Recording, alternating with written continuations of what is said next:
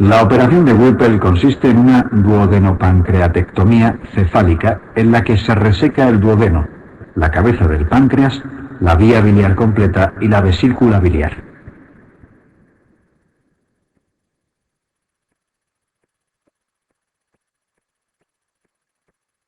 Urgencias quirúrgicas.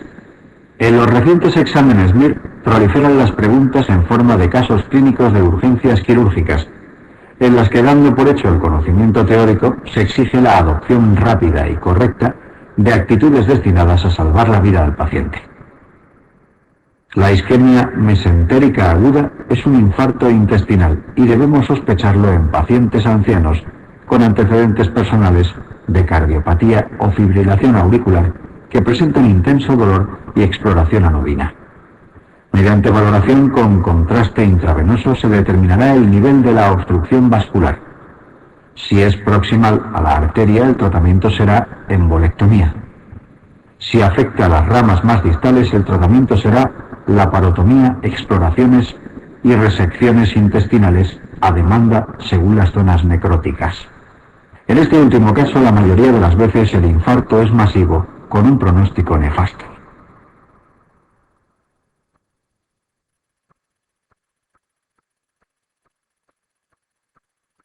Apendicitis aguda. Mientras no se demuestre lo contrario, el dolor en fosa ilíaca derecha con fiebre y leucocitosis será una apendicitis aguda.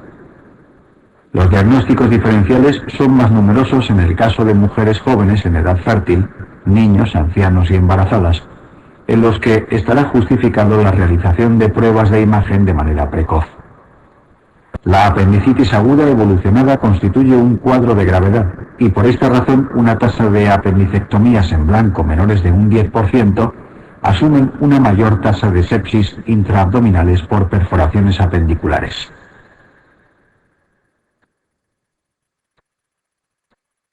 Politraumatismo. El manejo inicial del politraumatizado sigue el clásico algoritmo de ABCD, que hace referencia a la comprobación de la permeabilidad de la vía aérea, de la ventilación, de la estabilidad hemodinámica y del estado de conciencia.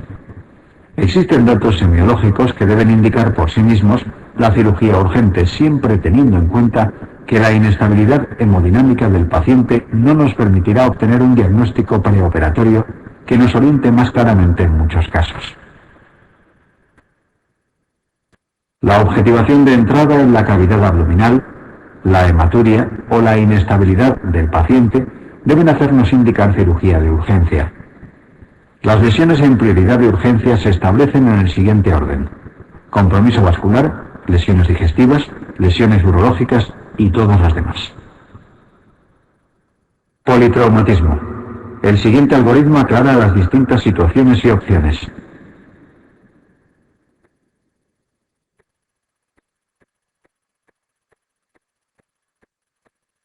Hernias pared abdominal. La evisceración implica la salida de los órganos abdominales a través de la herida. Las hernias inguinales se clasifican según sus relaciones anatómicas como directas si son debidas a una debilidad de la pared abdominal posterior y surgen mediales a los vasos epigástricos, o indirectas si atraviesan el orificio inguinal junto al conducto espermático y laterales a los vasos epigástricos. Una hernia es incoercible cuando tras ser reducida vuelve a herniarse. Cuando esta hernia es imposible de reducir se denomina incarcelada y que tras 6 horas sin ser resuelta puede tener compromiso vascular y pasar a ser estrangulada. Las hernias deslizadas son aquellas en las que un órgano abdominal constituye una de las paredes de su saco herniario.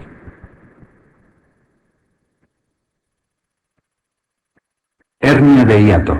El tipo más frecuente de hernia de hiato es el tipo 1 por deslizamiento. La paraesofágica o tipo 2 es menos frecuente pero tiene mayor riesgo de volvulación, lo que constituye una urgencia quirúrgica. El tratamiento de elección es la reducción y asociación de funduplicatura laparoscópica.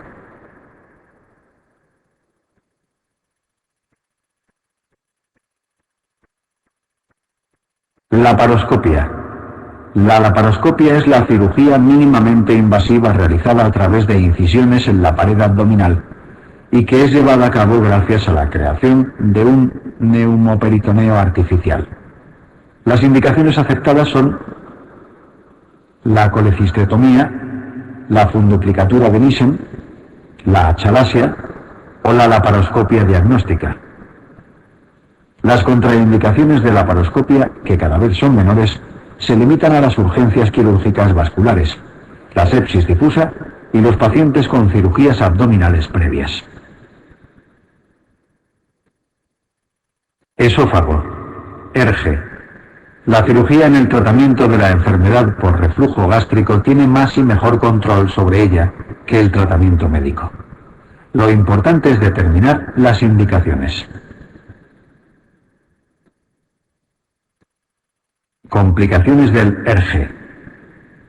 La esofagitis de al menos grado 2, las estenosis residuales postdilataciones repetidas, los episodios hemorrágicos repetidos y la repercusión respiratoria son complicaciones del reflujo gastroesofágico que indican cirugía.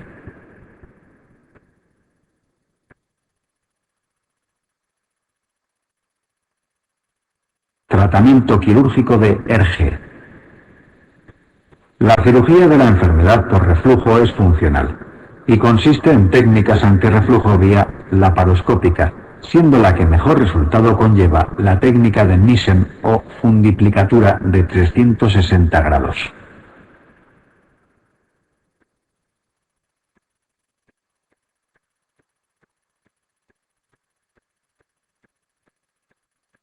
Esófago de Barrett.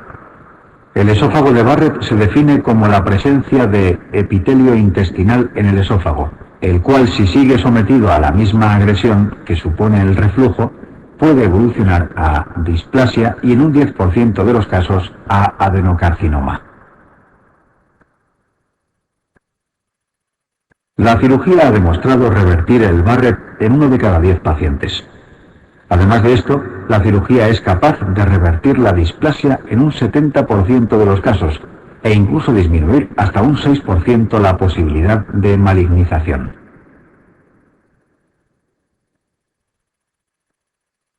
Cirugía del esófago de Barrett.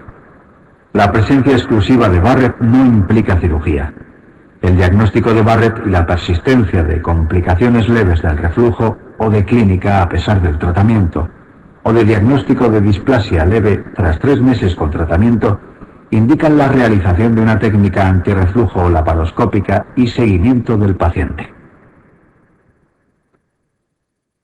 Frente al diagnóstico de displasia de alto grado confirmado por 2 patólogos o al Barrett complicado con úlcera, estenosis, fístulas u otra complicación mayor, debemos valorar la cirugía resectiva de esófago. Achalasia. La achalasia se define como fallo para relajar el esfínter esofágico inferior y tiene sus indicaciones quirúrgicas.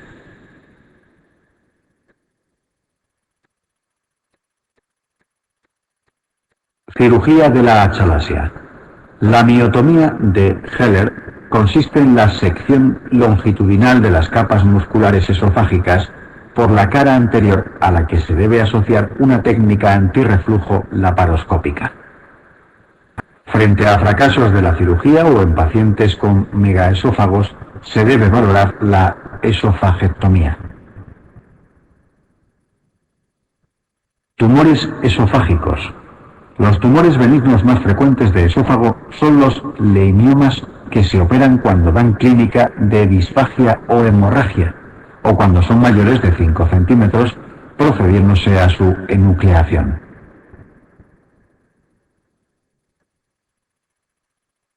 Carcinoma epidermoide de esófago.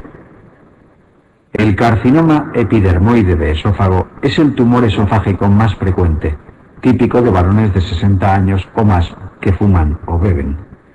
Esófagos sometidos a agresión como cáusticos, acalasia o reflujo que no desarrollan Barrett también tienen mayor predisposición. La localización más frecuente es el tercio medio. La clínica se caracteriza por una progresiva disfagia y pérdida de peso. que puede evolucionar a complicaciones por invasión local de la vía aérea. El diagnóstico sigue las pautas de todo tumor maligno del tubo digestivo basado en la clínica, la endoscopia, los estudios contrastados y el TAC tóraco-abdominal, añadiendo la broncofibroscopia para diagnóstico de resecabilidad en afectaciones de tercio superior y medio.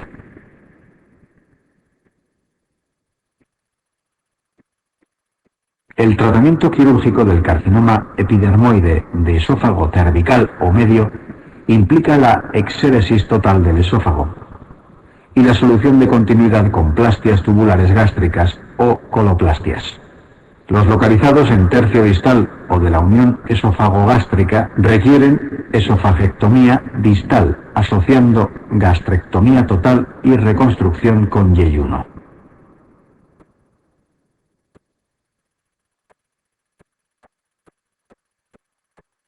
Quemados.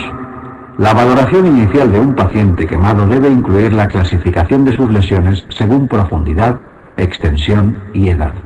Podemos diferenciar las quemaduras en 3 grados. Grado 1, aquellas que afectan a la epidermis y son dolorosas. Grado 2, que afectan a la dermis y también duelen. Y las más profundas y graves, que son las de grado 3, afectan al tejido celular subcutáneo y no son dolorosas. Según la edad y la extensión de superficie corporal total afectada, se clasificarán los pacientes en quemados críticos, entre 14 y 60 años con más del 25% de la superficie total corporal afectada, o mayores de 60 años o menores de 14 años con más de un 15% de superficie quemada. Es importante tener claras las medidas terapéuticas de las heridas, como la desbridación de la piel quemada, la aplicación de antibacterianos tópicos y la no indicación universal de antibioterapia intravenosa profiláctica.